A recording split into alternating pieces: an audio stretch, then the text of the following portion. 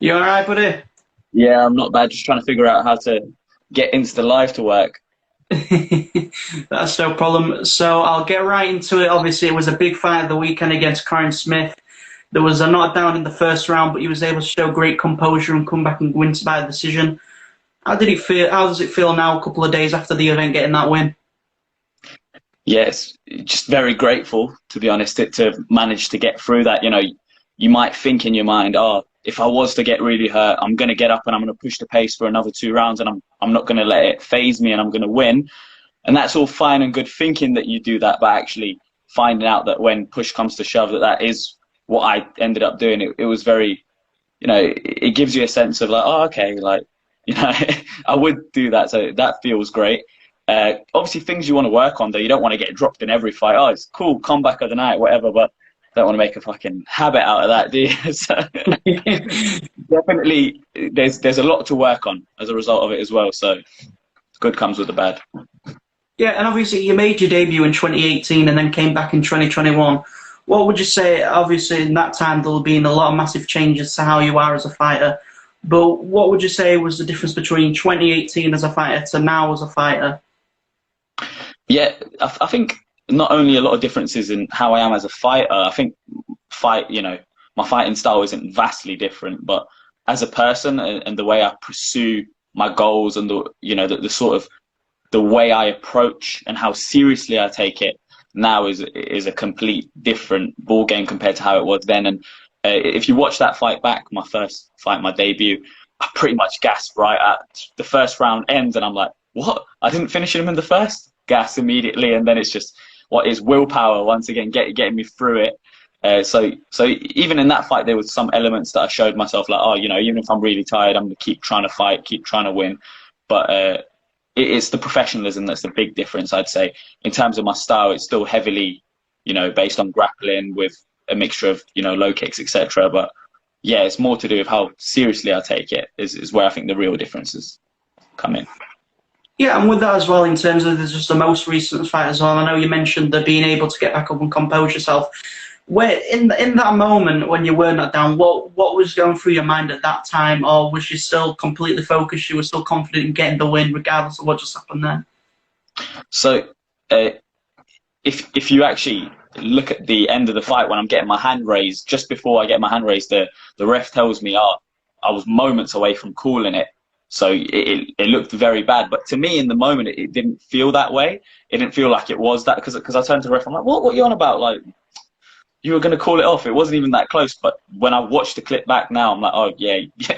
I was up on 1 foot, that didn't help. So I don't think the shot definitely looked worse than it was than it felt to me. But it definitely was like it was a good concussive shot. Like if I was nice and stable on both feet, I'd be rocked from it. I don't think I would have been knocked down as bad, but definitely once it had happened, I was very aware that, okay, yeah, I've just been hit with something big. I'm in a bad position here. He had the guillotine on pretty quickly, did Corin. So I was like, okay, I'm in a bad position here. I just need to kind of push out of this. I need to get through this. And I got through it. And moments after getting out of it, I felt like I still wanted to fight, and it kind of deflated him a little bit. I think he thought he'd finish the fight, and then when he didn't, it kind of deflated him, which is fair enough, Yeah, and with that as well, obviously with that round, you still came back after then. You still controlled the first round from there as well. So when you did get back into your corner after the first round, what was their sort of thought approach as well as yours, and how did that go for you as well? Yeah, so you mentioned the corner. I had a great corner team, which helped with being able to stay composed. It's one thing being able to stay composed, but then if you're getting terrible advice, then what use is that composure? To be able to change things between rounds, you need to, as a fighter, have a good outside perspective you can trust. And I've really got that in the form of Gavin Boardman and Sam Spencer, who were both there with me, as well as William, who was cage side as well. But they were in the cage with me and they were talking to me. And I immediately, you ask when you get knocked down, you're like, what exactly hit me? Because I saw the shot come, I saw the shot come, but it felt like it was on a delay. Like I got hit a second later than I thought I would have, because it was a bit more looping. So I was like, Gav, what hit me? And he was like, doesn't matter. Like if I'm there sat, and which is very smart now looking back, if I'm in the fight worried about a particular shot, then I'm going to be hesitant and worried about that going forward. So it was his don't worry about it. That's done. That's in the past. This is what we need to do now. And it really refocused me, and I felt ready to go out there in the second round. And I didn't fear like getting into a striking exchange with him again, because he told me what I needed to do and the adjustments I needed to make. And having full faith in that allows you to then go out there and really pursue it. Yeah, and then as well now with the win as well, and it's a great win to get. I mean, obviously, you don't want, as you said, you don't want to get knocked down in every fight, but I think it shows the true nature of your character when you are in there. You're not afraid of the adversity in the cage. So now being 2-0, what would you be looking for next, since that is 2 wins since 2021? I'm not 2-0. I'm 2-1. With a debut in 2018 and then 2 wins in 2020. That was at flyweight, so 2-0 at bantamweight. Flyweight was probably a terrible decision weight, because it was a massive weight cut. But yeah, no, I am officially 2-1. And what was the question? Sorry. And then what would you now be looking towards next, since getting the 2 wins since 2021? Getting a third. You know, I've got a wedding this year in October, so I'm looking forward to that. I want to get one more fight in before that, and I want to, you know, give myself enough time. So maybe June, maybe a show in June. I know UKFC are doing May again, but I think that might be a little bit soon, having just been knocked down in that fight. I think I'm going to take a bit of time away from hard sparring rounds, because, you know, even though I take some punishments in my fights, I'm telling you, it's nothing compared to the punishment I get from guys like Crazy Chris Price, Tom Wright, Sam Spencer, loads of guys in the gym who are just super high level. And if I'm going there to spar hard, I've got to be ready to take those shots. And right now I'm not there, so I want to give myself a bit longer. So you want to strike while it's still hot. So I'm hoping June-ish it should be all right for me to get in there again. And in terms of who I'd fight, it doesn't really bother me. Someone who's a similar record, someone who'd be a fun and I don't want to fight any cans. I'm not interested in smashing cans or anything like that. I'm interested in good, fair competition, like, you know, something that's always challenging me. That's what I'm here to do, to challenge myself. Yeah, and then as well with the show, in terms of after, if you do win in June, obviously it puts you at 3-1. It gives you a big position then to start talking about the big people in the division as well. We're sort of in those high rankings.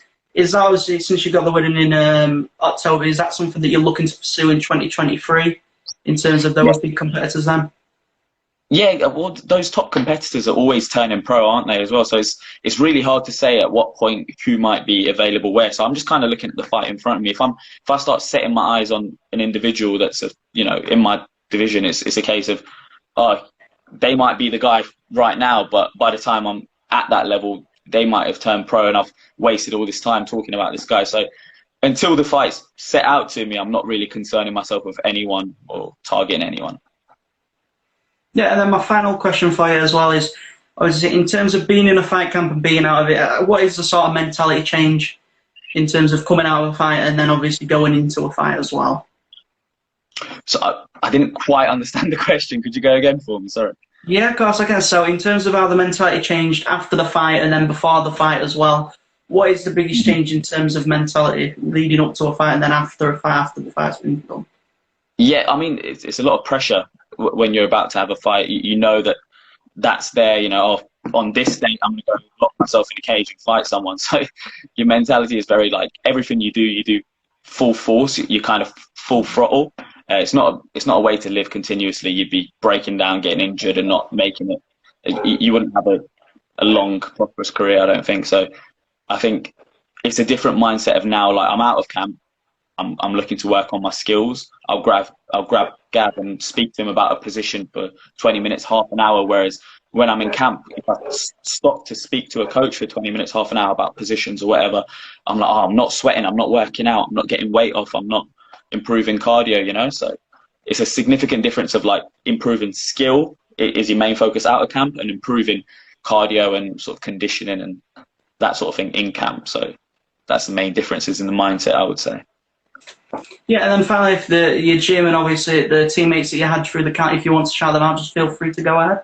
Yeah, as I say, Crazy Chris Price, Tom Wright, Sam Spencer. I've got Will Doyle. I've got loads of great guys. Christian Tibet, another amazing fighter. We've got a bunch of guys who are, like, only had a few fights like myself as well. Sam Joinson, another one. We've got great fighters coming out of it. I feel like we're all kind of elevating together at the same time. We're all getting better and better at the same time. So it's really helping that to have like really similar weight opponents, teammates as well, that can, you know, give me a challenge that I don't even feel like a lot of the opponents that I'll fight at this level will. So yeah, great gym in the form of Predators. So I'm very happy to be with Manchester Predators, and I'm very happy with Gavin Boardman and my team. Onwards and upwards, eh? Yeah, so that is everything from me. I do appreciate your time just a couple of days after the fight. Obviously, No, I'm sure right. I'll speak to you again before your next fight, but if I don't, obviously have a great wedding. So best of luck for that Thank you very in much. Thank you October, very much. and then I'm Thanks for sure having me I'll on. catch you for fun. Cheers.